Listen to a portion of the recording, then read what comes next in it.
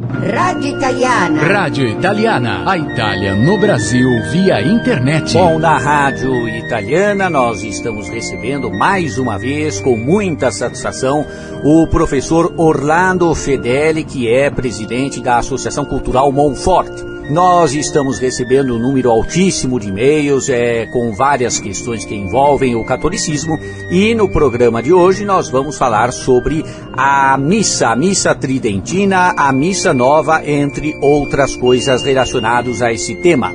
Olá, professor Orlando Fedeli, prazer em tê-lo novamente aqui na Rádio Italiana. Allora, buongiorno a tutti gli ascoltatori di Radio Italiana e ascoltatori di Botto, nostro amico. E com muita alegria cumprimento a todos os amigos da Rádio Italiana. Toda parte que eu vou no Brasil agora, todos me perguntam sobre as entrevistas da rádio e me perguntam do Botto. Uma coisa que me surpreendeu, todo mundo fica surpreso que eu sou muito alegre. Mas também sou alegre no site. Diz que o pessoal tem medo de ler minhas cartas, fica com medo. Eu sempre fui brincalhão nas cartas e na entrevista. Bom, professor Orlando Fedeli, primeiramente eu gostaria que o senhor começasse esta intervenção fazendo um paralelo da missa tridentina com a missa nova. Esse paralelo é um paralelo chocante. O Papa Bento XVI acabou, há alguns anos já, de fazer um moto, foi em 2007, creio, né? Fez um moto próprio, Sumorum Pontificum, liberando a missa antiga, que diz o Papa Bento XVI, jamais foi proibida. E, entretanto, os bispos do Brasil, muitos deles, proíbem que se diga a missa antiga. Ela nunca foi proibida e o Papa disse que qualquer padre pode rezá-la sem pedir licença ao bispo. Mesmo quando pede licença ao bispo, educadamente, os bispos dizem que não. E dizem que precisa saber latim, não sei o que mais. Mas esses padres não sabem nem português. Eu perguntei já para uma porção de padres, o que quer dizer entrarei até o altar de Deus? O que quer dizer o Senhor esteja convosco? O Senhor esteja convosco, eles não sabem o que quer dizer. Muitos padres não sabem o que quer dizer. E por quê? Porque não sabem o que quer dizer esteja. Péssima formação. Nos seminários eles não têm formação séria, não tiveram no ginásio, nós sabemos como são os colégios agora no Brasil, infelizmente. Então, existem pessoas do clero, claro, que conhecem bastante, mas a maior parte não sabe. Então não compreendem como é que o padre diz, o Senhor esteja convosco, que a resposta ele está no meio de nós. Parece a conversa da minha avó com minha tia-avó. As duas tinham 90 anos. Então uma dizia, eu acho que vai chover. Outra fala, eu não tive dor de cabeça anteontem. Porque o Senhor esteja convosco significa que o padre usa o verbo estar no subjuntivo presente, que indica então desejo. Eu desejo que Deus esteja convosco, em vossa alma, pela graça santificante. Perguntei para um padre uma vez o que é graça santificante. Ele também não sabia. Então, desejo que tenhais a graça santificante na alma, isto é, que Deus habita em vossa alma. A resposta, o povo, atrevida, ele está no meio de nós. No meio de nós, aonde? No meio de nós está o estômago, né, fisicamente. Ou então, entre o padre e o povo, está o quê? Aquela mesa que eles chamam de altar? Que confusão é essa? E que tem que ver essa resposta, o Senhor está no meio de nós, com o desejo do Padre, o Senhor esteja convosco. Estar no meio de nós implica que o Padre deseja uma coisa absurda. Eu não posso desejar para você, Botto, esteja sentado, porque se você está sentado, eu posso desejar alguma coisa no futuro, é claro, que você tenha sucesso, que você faça uma boa viagem, etc, etc. Mas como é que o povo tem certeza que está na graça santificante? Isso vai contra a fé. Ninguém tem certeza que está na graça de Deus, porque não sabemos se fomos perdoados na confissão, que tivemos arrependimento verdadeiro. Por isso está escrito na Sagrada Escritura, no Eclesiastes, triste é a condição do homem. Não sabe se é digno do amor ou do ódio de Deus.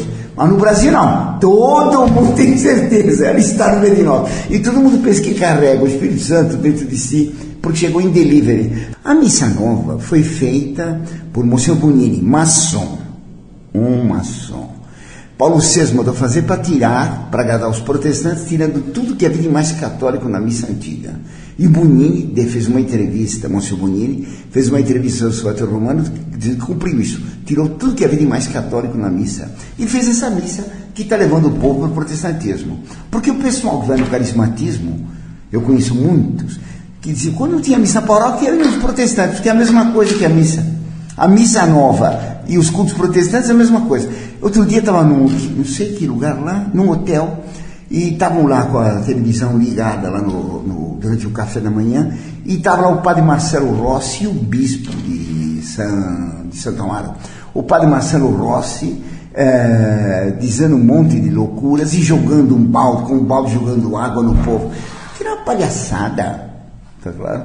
O que tem que ver essa missa com a missa católica? A missa católica é a renovação do sacrifício do Calvário. Isso foi dito 9 vezes pelo Papa João Paulo II, num documento dele, 9 vezes. Eles nem ligam, eles nem entendem o que é o sacrifício do Calvário, esses padres novos. Não compreendem o que é, tá claro? E então a missa deles é uma confusão. Eles não fazem da missa a renovação do sacrifício do Calvário, porque a renovação do sacrifício do Calvário é uma cerimônia triste. Nós vamos à missa agradecer, adorar a Deus, pedir graças, agradecer todo o bem que Ele nos fez, tudo isso aqui em nome de Cristo, que fala em nome do povo para Deus Pai. A missa antiga e a missa católica é para Deus Pai. A missa nova é para o povo, é para o homem. É uma missa antropocêntrica, por isso o padre está virado para o povo. E dá as costas para o altar. Se tem o Santíssimo, fica de costas para o Santíssimo. Porque ele está no meio de nós. Por isso muitos padres dizem que lá naquele sacrário não tem nada. Não tem nada.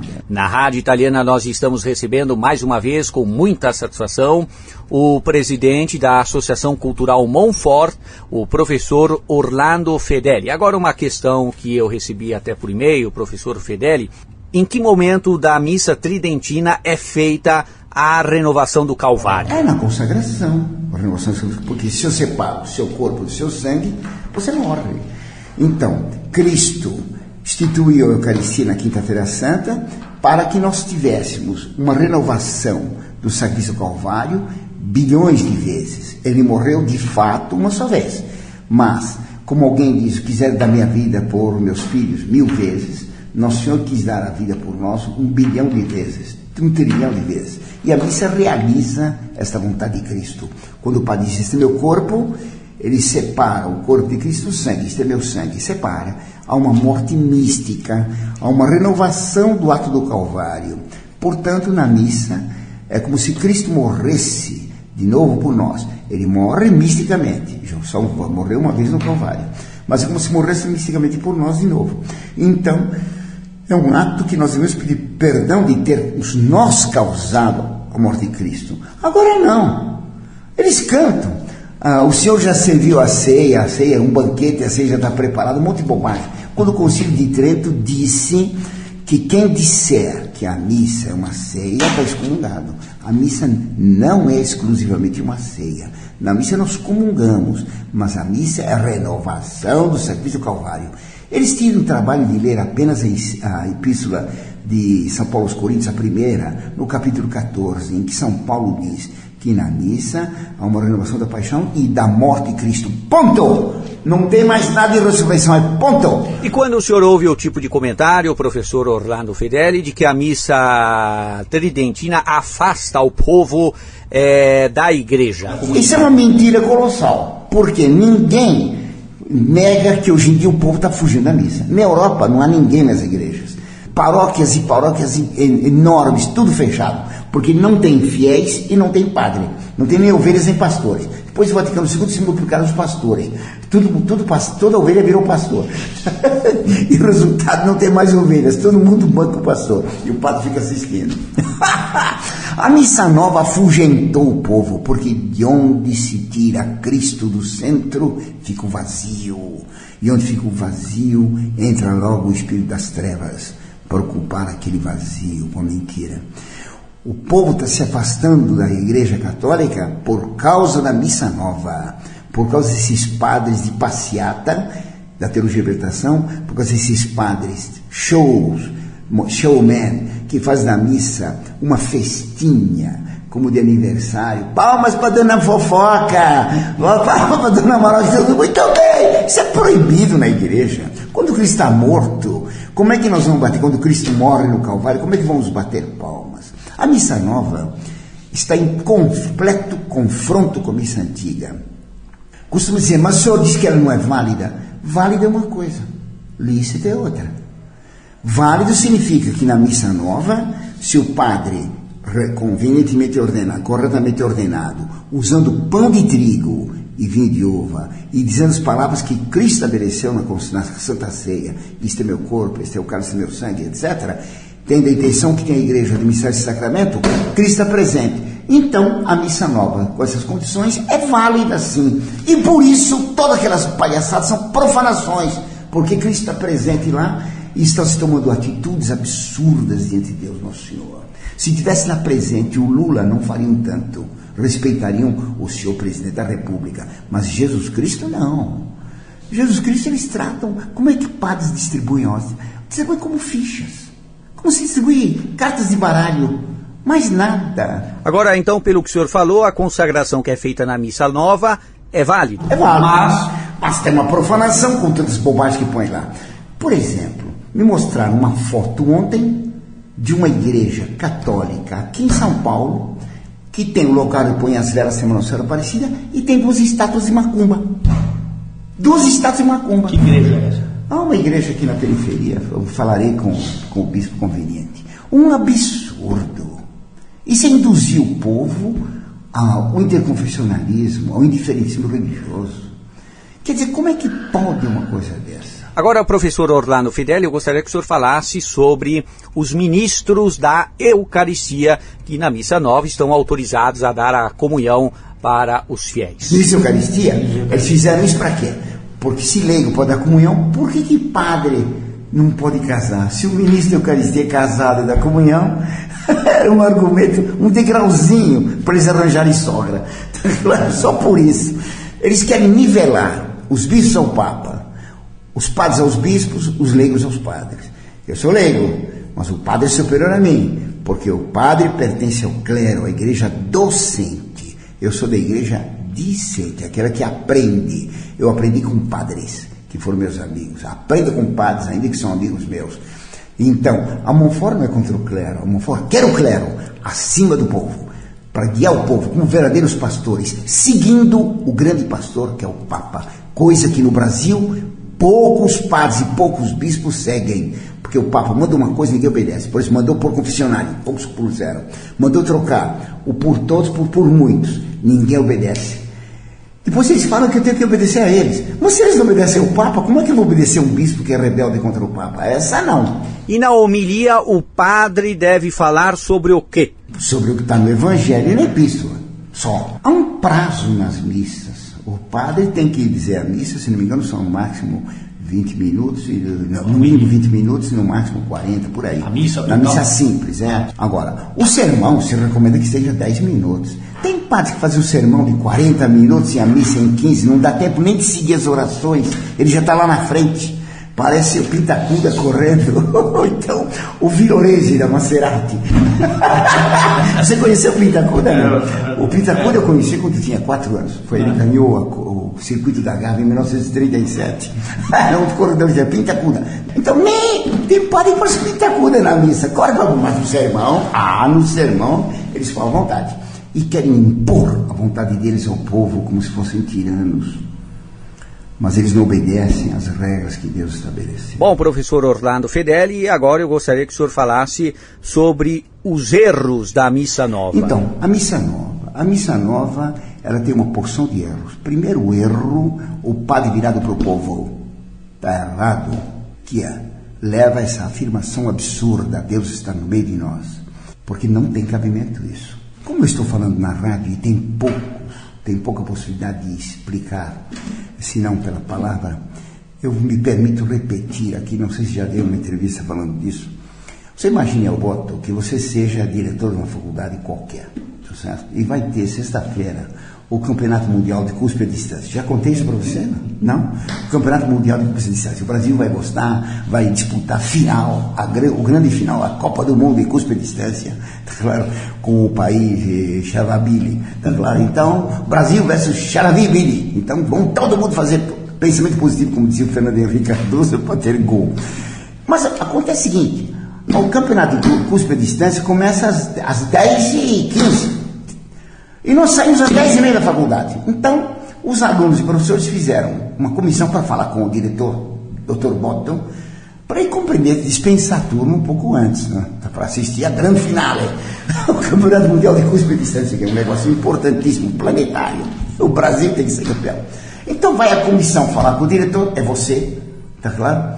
Eu sou encarregado, o porta-voz da comissão, eu sou professor da faculdade, venho lá com professores e alunos, entro no seu escritório, dou as costas para você e fico de frente para a comissão toda. E digo para a comissão: senhor diretor, nós viemos aqui a sua presença, não dou as costas para você, viemos aqui a sua presença para pedir que o senhor dispense meia hora antes para poder assistir a grande final do Campeonato Mundial de Curso de Distância, Brasil versus Xaravabili. E nós saímos às 10h30 e o campeonato começa às 10h15 da noite. Então nos dispense meia hora. Contando com a sua compreensão, sua bondade, sua generosidade, sua cortesia, já agradecemos antecipadamente. Dando as costas para você, até logo. E saio dando as costas para você. Eu falei: esse fulano é um louco, porque quem vai falar com alguém se dirige de frente para essa pessoa. Ora, na missa, o padre empresta a voz dele para Cristo. Ele fala em persona Christi. É Cristo quem reza dirigindo-se a Deus Pai. E o padre agora dá as costas para o sacrário e fica voltado para o povo. E ele fala, então, pedindo a Deus graça pelo povo, dando as costas para aquele que vai dar as graças. Isso é um absurdo. Claro que o padre, quando vai falar ao povo, explicando o evangelho, fazendo sermão, ou lendo epístola, tem que se virar para o povo. Cada vez que o padre vai abençoar o povo em nome de Deus, ele se vira para o povo. Mas cada vez que ele vai pedir para Deus alguma coisa, tem que se virar para Deus e não para o povo. Então essa missa é um absurdo. Por que eles fazem questão de ficar de frente para o povo? Isso por causa de um problema teológico muito grave, tá certo? Por causa de um rabino, Martin Buber, que escreveu um livro, Tu e Eu. Tu e isso. Tu e eu, tu e isso. Martin Buber influenciou muito mais os teólogos católicos do que os rabinos. Martin Buber era marxista e era cabalista. Ele afirmava que eu, tu, é uma palavra princípio, não pode ser separada. Eu, Orlando, tu, Boto. Na verdade, quando nós conversamos entre nós, eu e tu, nesse espaço, forma-se um eu comum.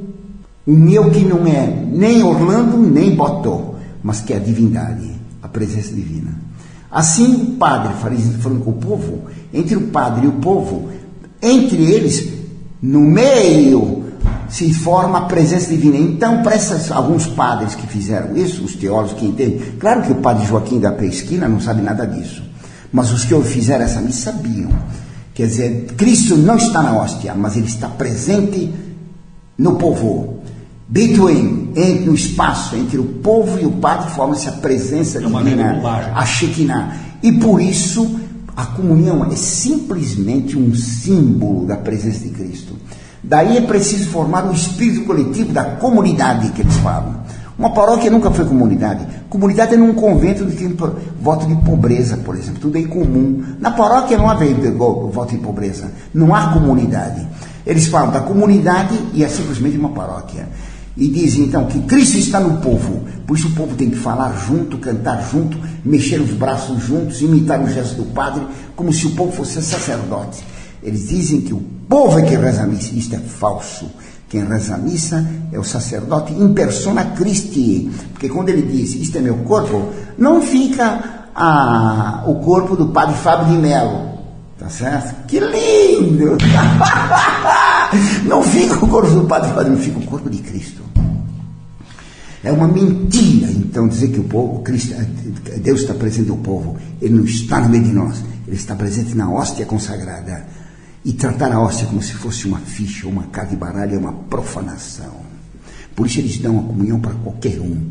Eu assisti uma vez um padre oferecendo a comunhão para um bêbado, que foi na mesa da comunhão, deu lá. Ou então o padre oferecia, alguém mais quer, como se fosse uma bolacha.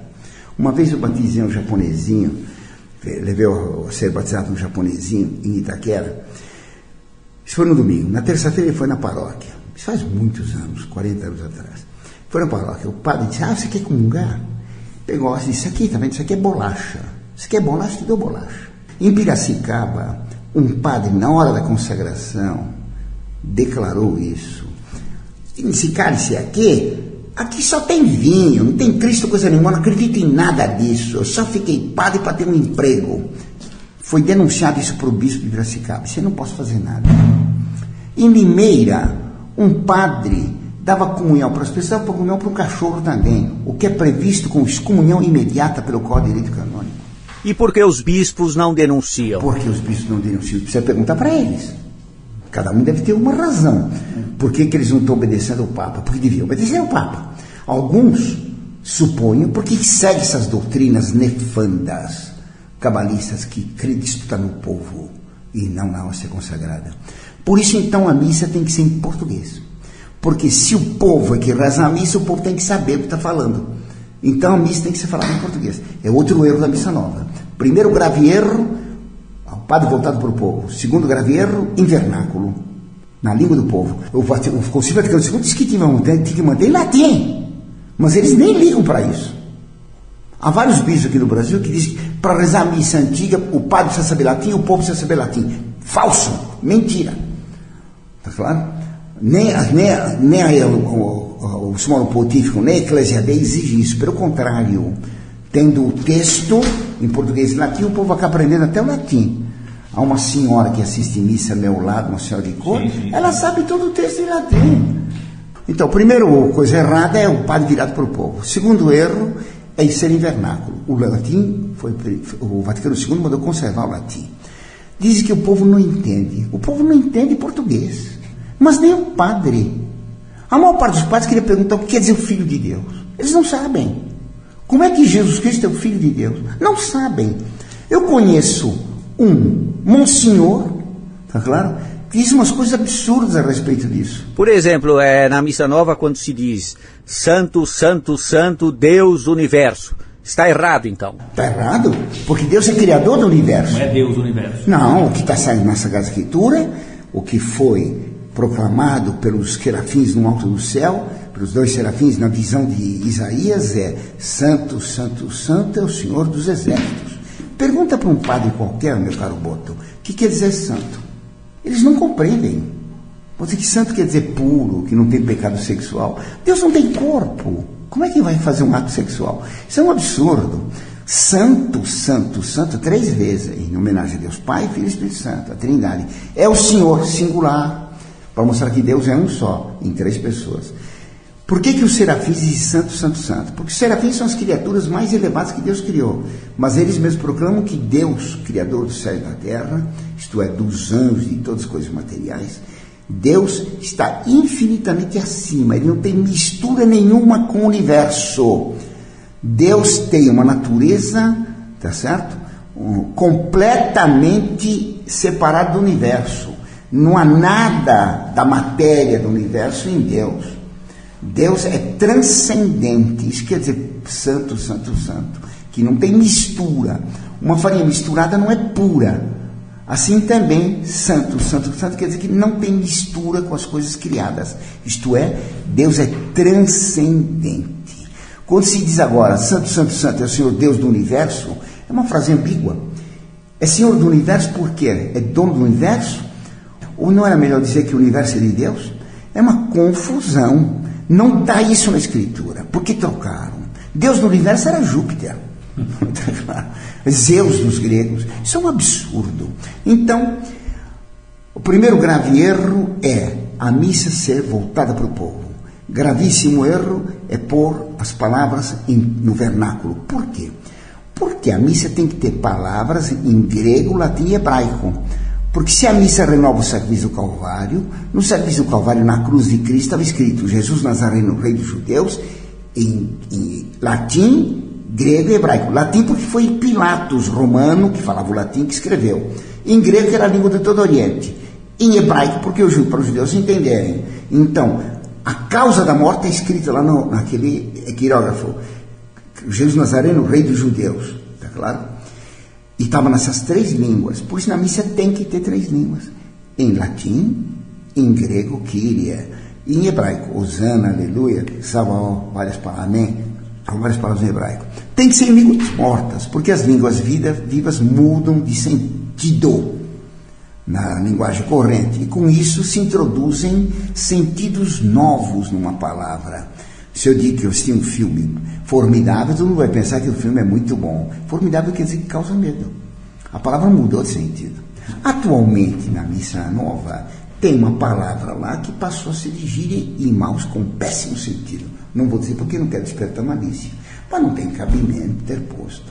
Qual é? Não vou dizer, não quero colocar malícia em ninguém, mas é um absurdo. A língua morta não muda de sentido, então ela preserva a fé, enquanto que a língua viva, mudando de sentido, facilita a introdução de erros.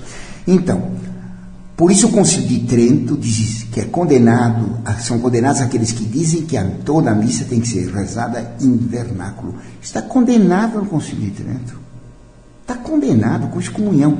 Pouco interessa, porque depois o Concílio se pegou tudo que a igreja ensinou no passado e joga tudo fora. É a tal hermenêutica da ruptura. Então quer dizer que a missa tem que ser triste por causa do Calvário. E por causa dos nossos pecados. Na missa agora se comemora a salvação de todo mundo. Está tudo por aprovado. É que nem a lei do Fernando Henrique, ninguém pode ser reprovado nas escolas. Ninguém pode ser mandado para o inferno agora. Ninguém mais para o inferno. Então, o São Baltazar diz que se o inferno existe, está vazio. Tomara que ele não tenha sido o inaugurador do local. Na verdade, ele que tinha livros muito ruins. Na Rádio Italiana nós estamos recebendo o professor Orlando Fedeli, que é presidente da Associação Cultural Monfort, hoje no programa falando sobre a Missa Tridentina e a Missa Nova, fazendo um paralelo sobre essa temática muito polêmica. Ouvintes enviaram e-mails para que o professor abordasse este tema. Então nós estamos esclarecendo aqui para os nossos caros ouvintes internautas da Rádio Italiana este assunto da Missa Tridentina e da Missa Nova. Agora, professor, por que na Missa Nova todos rezam juntos o Pai Nosso e na Missa Tridentina apenas o Padre? Existem certas orações na missa que são reservadas ao sacerdote, também o Pai Nosso. Mas todo o cânon, não só o Pai Nosso, todo o cânon, depois a secreta, quando o padre termina a oração secreta, que é só do padre também, o padre termina dizendo, per omnia secula seculorum, por todos os séculos dos séculos. Tá claro? Aí começa o cânon, e vai terminar quando ele repete per omnia secula seculorum, depois que ele dá a paz. E na Missa Nova todos se cumprimentam na hora da paz também, não é verdade, professor Orlando Fedeli? Antigamente não, agora será todo mundo. E tu tinha um padre que dizia, agora na hora da paz, cada um faça a cócega na primeira moça que está ao lado, e começava com cócega em geral. Quer dizer, tem paciência, aproveitar para fazer pecados, isso é um absurdo. A Missa Nova trouxe uma confusão imensa, tá claro? Abuso sem nome, uma destruição completa da teologia da missa, da liturgia, porque os padres não conhecem a liturgia. Então, primeiro erro voltado para o povo, segundo erro, a missa em português. Pegue, por exemplo, um terceiro erro, o altar. Agora não tem altar, agora é uma mesa. É uma mesa para insinuar o erro protestante, que não é um sacrifício do Calvário, como dizia Lutero, é uma ceia. Para Lutero, a missa não era sacrifício do Calvário. E agora pensam a mesma coisa, esses sacerdotes modernos e modernistas. Por isso a missa é numa mesa. O altar não é uma mesa. O altar é um túmulo, onde Cristo vai morrer misticamente. Tem que ter relíquias de santos, e um deles, pelo menos, tem que ser mártir, que tenha morrido dando a vida por Cristo. Então, no altar tem um buraco onde tem uma pedra, e sobre essa pedra tem relíquias de mártires, de santos. Um deles tem que ser mártir. Atualmente não é uma mesa, para a ideia de que a missa é puramente um banquete. E eles cantam, o Senhor ofereceu um banquete, a mesa está preparada, e rezam numa mesa. Eu vi uma fotografia de uma mesa de missa, apoiada não em 4 pernas de madeira, mas em 4 manilhas de esgoto, para insinuar a pior blasfêmia. Quer dizer, que negócio é esse? Bom, nós temos aqui uma pergunta de um nosso ouvinte, professor Orlando Fedeli, o Marcelo Ribeiro de Osasco. Ele pergunta o que significa os degraus no altar. Os degraus. Se Cristo, na missa, morre misticamente e a missa renova o sacrifício do Calvário, o altar tem que se representar o Calvário. Por isso, no altar tem que ter degraus, tá claro? E tem que ter uma cruz no topo. Agora não. Tem o Santíssimo Sacramento, entre aspas, do microfone. O microfone precisa tomar cuidado, custa caro. Todo cuidado com o microfone. As hóstias não. Na França, uma vez meu irmão perguntou, onde está Jesus Cristo aqui? Il est là-bas. Ele está lá longe, lá, numa caixa de sapato, de papelão, guardavam as hóstias. Mas o microfone, veludinho em volta, para não danificar, né? Custa caro. Eles creem mais no microfone do que em Jesus Cristo. Então, o altar virou mesa, como na ceia luterana, na ceia protestante. É de espantar que o povo vá para o protestantismo. Então, o altar tem que ser uma representação do Calvário. E por isso ele tem que ter degraus. Os degraus têm que ser em número ímpar. Porque todo número ímpar tem sempre um no meio. Qualquer número ímpar é formado de pares com um no centro. Então, costuma ter 1 degrau, 3 degraus, 5 degraus, 7 degraus, que é o mais simbólico. São 7 graus do sacramento da ordem. Os 4 ordens menores e as 3 ordens maiores. Então, dá 7 graus do sacramento da ordem. Então, o sacerdote subia esses 7 degraus. Quando não é possível por 7 degraus, põe-se 3, pelo menos 1. Mas raso no chão, não. Porque vai triunfar a ideia protestante que a missa é um banquete. Um banquete. Tudo errado. Então, nessa missa está tudo errado. O texto da missa tem erros gravíssimos, o texto da missa nova. E a tradução portuguesa piorou o texto em latim. Por exemplo, vamos pegar, por exemplo, o que está dito no decreto de Paulo VI, sobre a missa nova. Estava escrito isso, que pelas palavras da consagração fica presente aquela ceia. Não. O que fica presente pelas palavras da consagração é Cristo, e não a ceia. Se está presente a ceia, no teatro. É uma representação. Está claro? E no texto de Paulo VI tem representado em latim. E muitos padres aproveitam isso para dizer que a missa é uma representação da ceia. Se é uma representação da ceia, é um teatro. Não é Cristo que está presente, mas nós estamos lembrando como foi a última ceia. É um absurdo. Na missa nova, o padre abandonou todos os paramentos antigos, que eram paramentos que representavam as roupas de Cristo subindo ao Calvário, cheio de símbolos magníficos. Agora acabou tudo isso. Se introduziu o rock na missa, o que é um absurdo. Se na morte da minha mãe viesse um bando de roqueiros tocar, botava tudo para fora. Porque no enterro da minha mãe estava triste. Bom, professor Orlando Fedeli, na missa nova é muito comum se ver aquelas senhoras ajudando o padre, colaborando com o padre na cerimônia e tal. O que é que o senhor acha da integração dessas senhoras aposentadas na celebração junto com o padre? O que eu acho não se leva em conta, porque pouco importa o que eu acho. Orlando Fedeli, o que ele acha é zero. Mas o que diz a Igreja Católica e o que mandou São Paulo? Em São Paulo, na Epístola aos Coríntios, exatamente que trata disso, diz: na igreja a mulher se cale. Alguns padres me disseram essa piada, pelo menos na igreja, né? Com todo respeito às senhoras.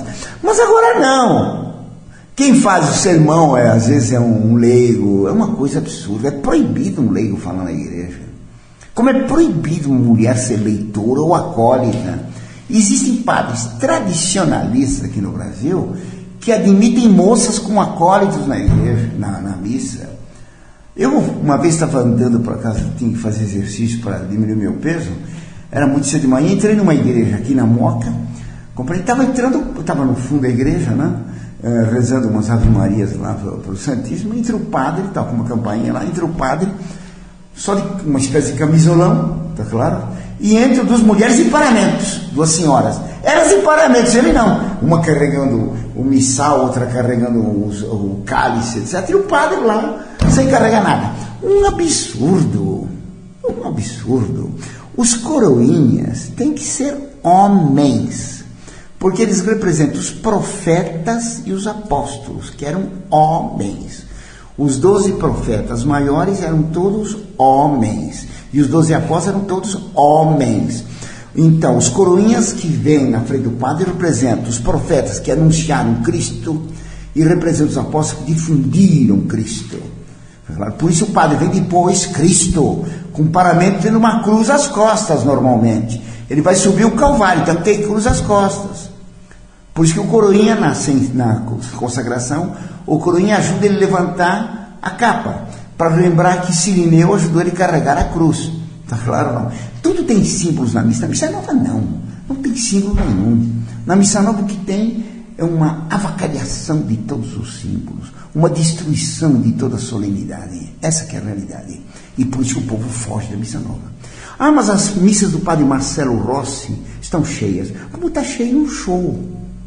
O pessoal que vai lá, muitas vezes me contaram, o pessoal fala, sai de lá e vai em outras seitas, e vai em terreiros, vai em qualquer lugar, qualquer religião, compreende? Que vão lá e ver um show. E é um show de péssima qualidade, porque o padre Marcelo Rossi é um absurdo, mesmo como showman. Agora, professor Fedeli, eu gostaria que o senhor falasse sobre as rubricas. Eu não conheço muitas rubricas da Missa Nova, porque não existe, provavelmente. A Missa Nova, por exemplo, o documento de Paulo VI determinou que houvesse 4 cânones. Cânon quer dizer regra imutável. Tá claro? O cânon da missa nunca variou, desde o começo da igreja até 1969. Paulo VI fez 4 cânones e permitiu que a criatividade dos padres se manifestasse. Ora, a criatividade dos padres é uma coisa tremenda, eles inventam tudo. Criatividade? O homem não tem criatividade nenhuma, isso é uma mentira. Eu vou fazer uma escultura, vou esculpir um elefante, que estou programado para esculpir um elefante há muito tempo, que meu pai fez e eu queria refazer. Então, como é que eu vou fazer um elefante? Eu tenho que ver muitas fotos do elefante, ou ver um elefante no zoológico, e daquela realidade, ou daquelas fotografias, eu vou montar uma ideia em minha mente que eu vou transferir depois para o barro, para o gesso, para a madeira. Tá claro? Eu não criei o elefante, nenhum artista cria coisa nenhuma. Ele se inspira naquilo que Deus criou. Não há criatividade humana. Isso aqui não é argumento meu, é de Bento XVI. Deus é que é criador. Nenhum artista tem criatividade. Ele pode ter imaginação, criatividade não. Criatividade não. Só Deus é criador. Então, Paulo VI permitiu a criatividade dos padres. Se ele conhecesse a criatividade dos padres brasileiros, ele se assustaria, ficaria com os cabelos em pé, embora ele fosse bastante calvo. Eu fico com os poucos cabelos que eu tenho em pé, quando eu venho a saber da criatividade de certos padres na missa, das profanações que eles fazem. Então, cânon só pode ter um, que é regra imutável. No Brasil tem 4 cânones, e depois inventaram mais 13, então no Brasil tem 17 cânones, esperando que tenha novas criatividades e invente mais 35. Quer dizer, um absurdo. Não há quase 2 paróquias com a mesma missa. Perdeu-se completamente a unidade do culto. Ora, a missa, a lex orandi e lex credendi, a missa exprime a unidade da fé. Se tem uma multidão de missas diversas, tem uma multidão de fés. Como no protestantismo, tem 50 mil seitas, e aqui no Brasil tem 50 mil paróquias, cada uma com uma missa diferente, cada uma com uma fé diferente. Cada padre inventando uma besteira da própria cabeça. Nenhum padre tem direito de mudar a missa. A missa não é do padre, a missa é de Nosso Senhor Jesus Cristo. E qual é a importância do canto na missa, professor Fedeli? O canto, como todos os símbolos, ele existe para ajudar a elevar a alma a Deus. Elevar a alma a Deus significa rezar. A oração, a definição, é a elevação da alma a Deus. Para elevar a alma a Deus, nós temos necessidade, nós que somos seres humanos, não basta ter um pensamento elevado, nós vamos ter símbolos concretos, porque é pelos símbolos que nós manifestamos o que pensamos. Assim, todo filho abraça sua mãe, quando vai viajar, se despede dela, dá um beijo nela, é um símbolo. Agora me contava uma empregada que fez aniversário e uma filha dela trouxe presente, falou, olha, eu comprei uma panela para a senhora. Ela foi na cozinha, tinha lá um micro-ondas que ela queria comprar. É claro que o micro-ondas é uma coisa concreta, mas é um presente. Isto é, um objeto que torna presente a lembrança do amor que a filha tem pela mãe. Que às vezes que a mãe vai usar aquilo, fala, minha filha que me deu por amor a mim no dia do meu aniversário. É um símbolo do amor da filha pela mãe. Nós só falamos com palavras e com gestos que são simbólicos. Tá claro? Se eu faço assim, eu mostro que estou zangado. Se eu dou risada, eu mostro que estou contente. Os símbolos na igreja são múltiplos. A igreja é toda usa os símbolos. Então, as velas, as flores, o incenso, o turíbulo, tá claro? A fumaça que sobe lentamente, porque o incenso faz uma fumaça perfumada e lenta para subir ao céu. Tá certo? Todos os paramentos do padre, todos os gestos do padre, tudo aquilo é símbolo. O padre tira o véu de sobre o cálice, quando vai começar a missa dos fiéis. Vai começar a paixão de Cristo. E Cristo, quando chegou no Calvário, foi desnudado. Ele lava as mãos, como Pilatos lavou as mãos. Toda a missa está carregada de símbolos contando a vida e a morte de Cristo, que os padres não explicam e nem sabem por que fazem. Fazem certos gestos que eles não compreendem. Então, tanto as rubricas quanto os objetos, os gestos, tudo tem um valor simbólico doutrinário. A missa está prenhe, embebida, encharcada de símbolos que têm doutrinas, porque símbolo é uma coisa material exprimindo uma ideia. Tá claro? Isso que é um símbolo. Tá claro? Símbolo é sempre algo material que exprime alguma coisa intelectual, espiritual. Isso que é um símbolo. E qual seria o canto apropriado em uma missa, professor Orlando Fedeli? O Papa diz, na opinião do professor, é o canto gregoriano. E nunca o rock, nem musiquinhas sentimentais, aquela das mais chorosas, né? Do desejo de ver-te adorado. Ai, ai, ai, ai, ai. Foi com esse desejo de ver-te adorado que entrou depois o rock. Quer dizer, umas músicas que havia aqui antes do concílio, românticas, sentimentais, tá claro? Horríveis, que introduziram depois, pelo ridículo delas, entrou o rock. Tá claro? Para dar uma coisa. Então, o que se faz é um berreiro tremendo, uma sessão de jazz e de rock em danceteria dentro da igreja, uma profanação. Os comunistas na Espanha, quando profanavam as hóstias e as igrejas, jamais sonharam de fazer uma coisa dessa. Aquilo que os comunistas não ousaram fazer, os padres, depois de Vaticano II, fizeram. A destruição da liturgia. Quem falou que a liturgia foi destruída foi Bento XVI. Bom, nós estamos falando sobre a missa tridentina, a missa de sempre aqui na Rádio Italiana, fazendo um paralelo com a missa nova, tema do bloco aqui na Rádio Italiana, sobre o catolicismo romano, recebendo mais uma vez, com muita satisfação, o professor Orlando Fedeli, que é presidente da Associação Cultural Monfort. Professor Fedeli, eu queria que o senhor falasse agora sobre o ofertório. Ofertório? Há uma fórmula estranha. O padre diz: abençoai, Senhor, este pão, fruto da terra e trabalho do homem. Quer dizer, o pão que ele oferece é fruto da terra e trabalho do homem, não é Deus que deu. Depois de rezar o Pai Nosso, o pão nosso cada dia nos dai hoje, para Deus. Como? Se eu fosse Deus, ele para ele vai trabalhar. Se é fruto da terra e trabalho do homem, pega a picareta, pega a enxada e vai cultivar a terra. Uma fórmula absurda. Está dito: abençoai, Senhor, esse pão, fruto da terra, o trabalho do homem. Não está dito que oferece. A palavra oferece não está aí, nessa frase. Depois, abençoai esse vinho, fruto da terra e o trabalho do homem. Um absurdo. Um absurdo. Não há propriamente ofertório. Por quê? Porque Lutero era contra o ofertório e, para agradar os protestantes, se retirou o ofertório. Por exemplo, na Missa Nova se retirou uma oração importantíssima do ofertório da missa antiga: Suscipe Santa Trinitas, recebeu a Trindade Santa, esta oferta. Lutero dizia que essa oração era a mais satânica que a igreja tinha inventado, porque para Lutero o homem não podia oferecer nada de bom. E tiraram essa oração, Suscipe Santa Trinitas. Um absurdo, tá claro? Um absurdo. Mas tiraram tudo, por logo no começo da missa. O padre dizia: Interei do altar de Deus, até o introiba do altar Dei, a Deum Coletifica e Juventude em Bem. Entrarei até o altar de Deus, até o Deus que alega a minha juventude. Foi tudo tirado.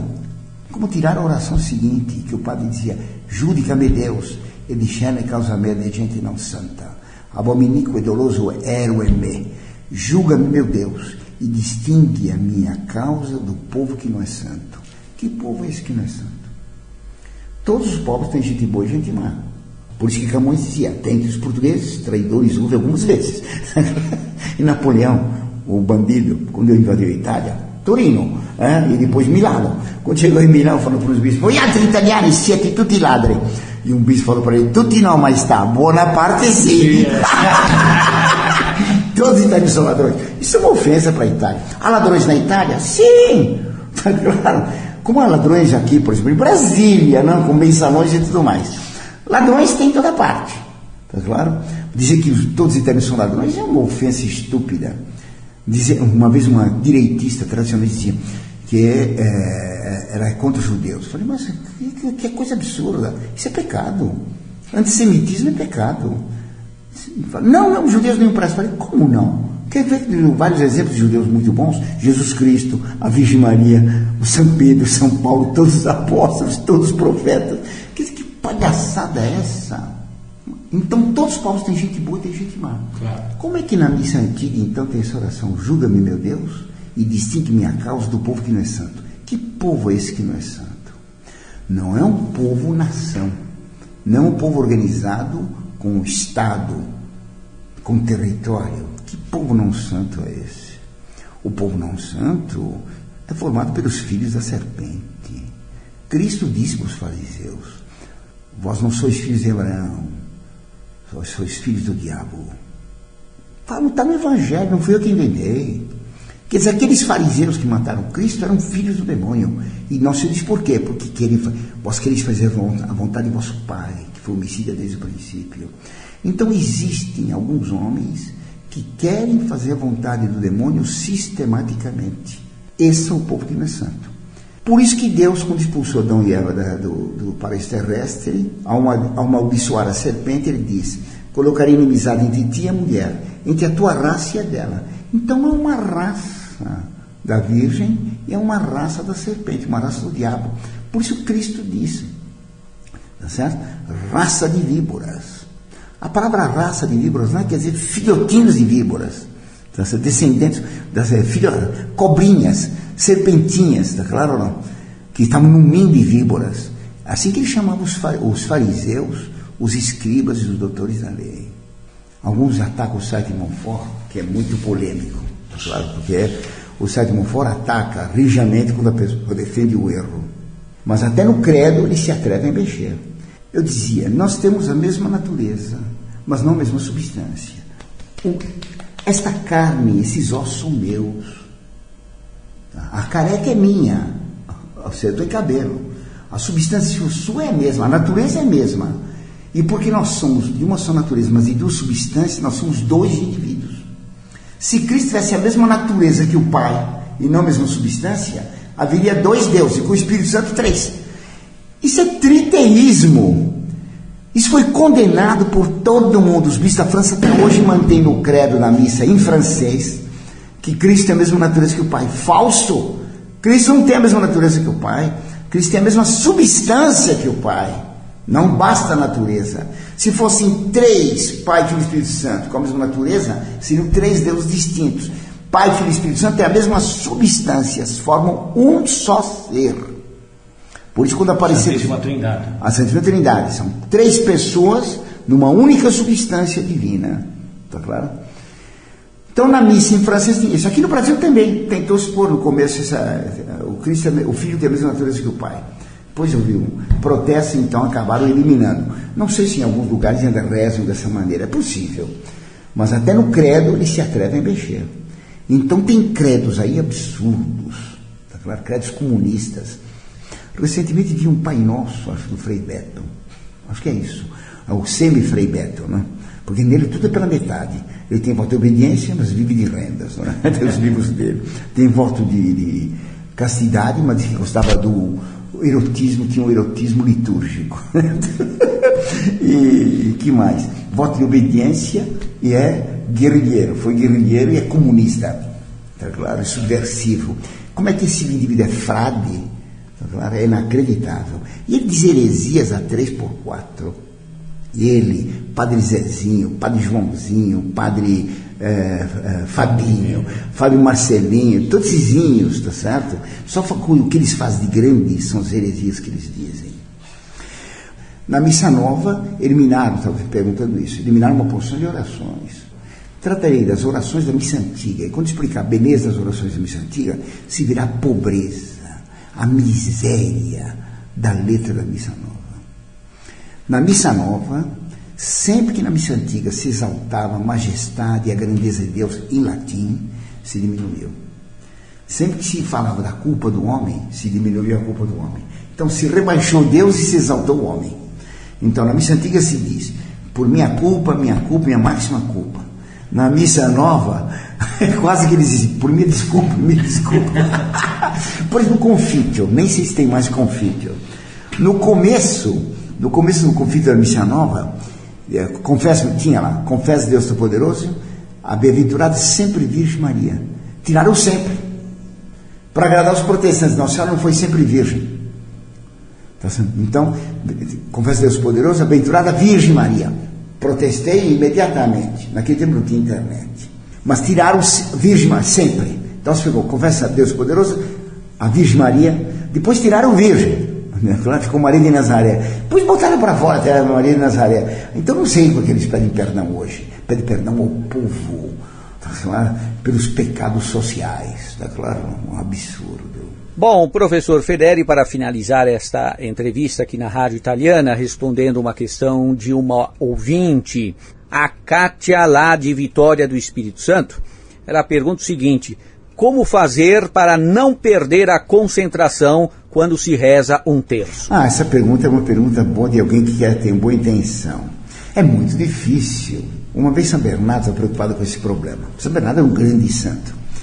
E ele estava indo em viagem da França para a Itália, e já era famosíssimo, ia visitar o Papa Eugênio III, que tinha sido cozinheiro na ordem dele, e foi eleito Papa. Então, passando os Alpes, passava vicino a Torino, de Francia al Piemonte. Bom, então ele estava num cavalo, e alguém estava, um caipira lá, estava puxando um francês. Caipira francês? Estava puxando o cavalo. Aí ele estava preocupado que ele rezava muito distraído. Então, teve uma ideia, falou para o caipira: escute, você é capaz de rezar uma Ave Maria sem se distrair? O caipira falou: claro. É mesmo? Claro. Bom, se você rezar uma Ave Maria sem se distrair, lida esse cavalo. Palavra? O cavalo era um cavalo de raça. O senhor dá mesmo? Dou perfeitamente. Pode rezar. Ele começou: Ave Maria, cheia de graça, Senhor é convosco, bendita sois vós entre as mulheres. O senhor dá com os arreios ou sem os arreios? E São Bernardo disse: graças ao meu Deus que me provaste que é impossível prestar atenção numa única Ave Maria. Para prestar atenção, totalmente impossível, que nós somos muito fracos. Então é natural que a nossa imaginação se perca em mil cogitações diversas. Santa Teresinha, às vezes, rezava o terço totalmente distraída. E quando chegava no final do terço, ela percebia que tinha acabado o terço. E não tinha percebido, não tinha pensado em mistério nenhum, em palavra nenhuma. Tinha pensado em pessoas que ela conhecia, gente que pediu que rezasse por ela, etc. Entendeu? Então ela tinha um truque bem interessante. Ela dizia: meu Deus, eu ofereço esse terço tão distraído por todas aquelas pessoas em quem pensei nesse terço. Assim que a intenção fica muito bem feito. Então, é um absurdo a gente querer lutar contra essas distrações de modo absoluto. Sempre nós as teremos. Então, humildade manda que nós nos coloquemos diante de Deus, reconhecendo que nós não somos capazes de rezar nenhuma Ave Maria com atenção. Por isso a igreja recomenda que se medite nos mistérios do Rosário. Então, eu posso meditar toda a vida de Cristo no terço. O primeiro terço é sobre os mistérios gozosos: a Anunciação, visita de Nossa Senhora Santa Isabel, o nascimento de Cristo em Belém, a apresentação no templo, e enquanto Jesus discutindo com os doutores no templo. Que cena interessante. Jesus Cristo era polêmico.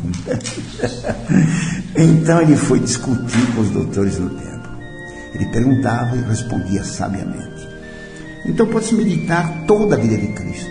Qualquer fato da vida de Cristo posso meditar. O segundo é sobre a paixão, tá claro?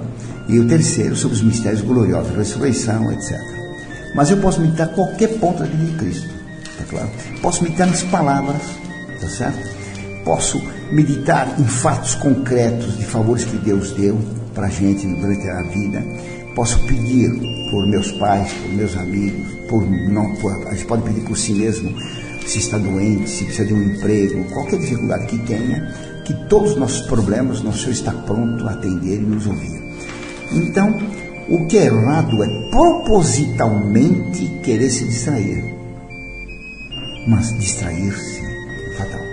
Assim como toda chama no altar, na vela, ela brilha e tem calor, mas solta fumaça. Assim todas as almas, ao rezar o terço, por mais que sejam brilhantes, por mais que sejam ardorosas na caridade, soltam fumaça da distração, dos interesses, dos egoísmos que embebem a nossa alma por todo lado. Está claro? Então, devemos combater a preguiça de rezar. Devemos combater a distração quando percebemos. Mas não devemos preocupar-nos se nós constatarmos que estamos rezando, distraídos, pensando nos arreios do cavalo de São Bernardo. O que importa é amar a Deus. Quando se reza Ave Maria, deve se lembrar que Nossa Senhora é muito boa, que ela é muito boa, que ela é sempre boa. Bom, professor Orlando Fedeli, eu gostaria de agradecer mais uma vez a sua presença aqui na Rádio Italiana, hoje falando sobre a Santa Missa, a Missa Tridentina, com o paralelo da Missa Nova. Os ouvintes que tiverem dúvidas sobre esse assunto, evidentemente é um assunto muito amplo, merece outros programas, não é? E nós voltaremos aqui na Rádio Italiana falando sobre a Santa Missa e outros temas relacionados ao catolicismo romano. Os ouvintes devem enviar seu e-mail para contato@radioitaliana.com.br. Lembrando também que em breve estará disponível a Rádio Monfort, né? Como mencionou o próprio Guilherme Schenta na sua explanação sobre o legado, né? E vocês também podem acessar o portal da Associação Cultural Monfort, www.monfort.org.br. O professor Orlando Fedeli estará de volta aqui na nossa programação em outras oportunidades, falando sobre outros temas relacionados ao catolicismo. Rádio Italiana. Rádio Italiana. A Itália no Brasil via internet.